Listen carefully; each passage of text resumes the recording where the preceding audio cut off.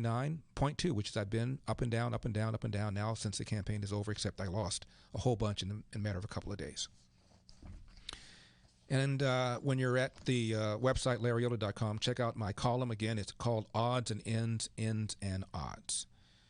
I'm going to go to the phones in just a few minutes, but first, Ted Cruz and Merrick Garland had a very interesting exchange regarding the memo that he sent out advising the FBI to investigate violent parents. Why? Because he received a letter, Merrick Garland did, from a school board association talking about the rise in violent threats against school board members. A letter that the school board association has since retracted and apologized for, but the memo that Merrick Garland sent out has not been retracted. For 8 years under Barack Obama, the Department of Justice was politicized and weaponized. When you came before this committee in your confirmation hearing, you promised things would be different. I asked you specifically, quote, will you commit to this committee that under your leadership, the Department of Justice will not target the political opponents of this administration? Here was your answer, quote, absolutely. It's totally inappropriate for the department to target any individual because of their politics or their position in a campaign. That was your promise just a few months ago. I'm sorry to say you have broken that promise. There is a difference between law and politics. And General Garland, you know the difference between law and politics. Law is based on facts. It is impartial. It is not used as a tool of political retribution. This memo was not law. This memo was politics. On Wednesday, September 29th, the National School Board Association wrote a letter to the president asking the president to use the Department of Justice to target parents that were upset at critical race theory, that were upset at mask mandates in schools, to target them as domestic terrorists. On the face of the letter was in repeated consultation with the White House, in explicit political consultation with the White House. That was on Wednesday, September 29th. 5 days later, on Monday, so right after the weekend, boom, you pop out a memo giving them exactly what they want.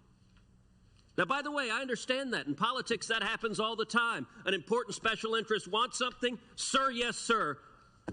We're going to listen to them. Let me ask you something, General Garland. In the letter, which you told the House of Representatives was the basis for this abusive memo targeting parents, how many incidents are cited in that memo? I have to look back through the memo. I can't count it. You don't know. How many of them were violent? Again, the general report. How many of them were violent? Do you know? I don't know. You don't know. And there's a reason you don't know.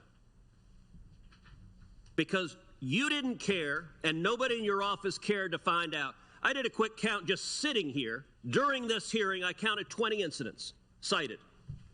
Of the 20, 15 on their face are nonviolent. They involve things like insults. They involve a Nazi salute. That's one of the examples. My God, a parent did a Nazi salute at a school board because he thought the policies were oppressive. General Garland is doing a Nazi salute at an elected official. Is that protected by the First Amendment? Yes, it is. Okay. 15 of the 20 on the face of it are not violent. They're not threats of violence. They're parents who are unhappy. Yet, miraculously, when you write a memo, the opening line of your memo, in recent months, there has been a disturbing spike in harassment, intimidation, and threats of violence. You know what? You didn't look, and nobody on your staff looked. Did you even look up the 20 instances? As I testified, the decision to make send a memo is for an assessment. Did you look up the 20 instances? I did not read. Did anyone on your staff look them up? I don't know the answer, but it's not but of course you don't. In general, there's a reason. Look, you started your career as a law clerk to Justice Brennan. You've had many law clerks during the year, during your time as a judge. I was a clerk to Chief Justice Rehnquist. I'll tell you what, if I drafted an opinion for the Chief Justice and walked in and it said, there's a disturbing pattern of violence, well, Ted, how do you know that?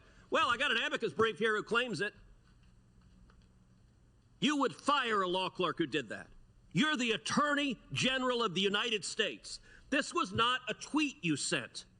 This is a memo to the Federal Bureau of Investigations saying, go investigate parents as domestic terrorists. That is not what the memo says at all. It does not. Is it what the letter says? That is not what. Is it what the letter says? I don't care what the letter says. You don't care. You said it was the basis of your memo. You testified under oath before the House of Representatives. The letter was the basis of your memo. Now you don't care about the letter? The letter and public reports of violence and threats of violence. My memo says nothing about domestic terrorism, says nothing about parents committing any such things. My memo is an attempt to get an assessment of whether there is a problem out there that the federal government needs to resolve. The letter on its face says the actions of the parents could be the equivalent to a form of domestic terrorism. And that More on that. We come back on your calls, 888-971-SAGE, 888-971-7243. I am Larry Elder. Do not leave.